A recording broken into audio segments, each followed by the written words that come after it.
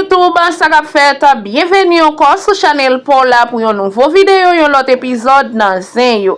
Eh bien guys, nous gen Annie Alert qui t'a pour monter live avec Glonanzier fait connaître que li gen bagay sous téléphone qui ka krasé carrière Dio avec un pile émotion et même arrivé crier.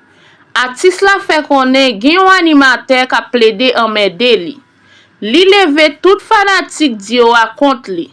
Artiste la bay animateur à défi fait yon lot live sous li encore pour le montrer le sale pesé.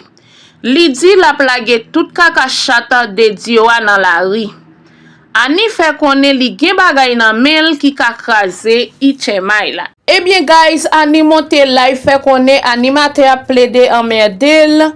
Ani crié en pile nan live la fait connaît si animateur a pas rete nan wall li même la fait rete nan wall li.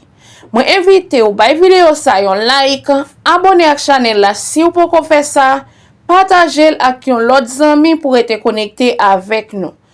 Moi invite ou tande Ani avec un pile attention.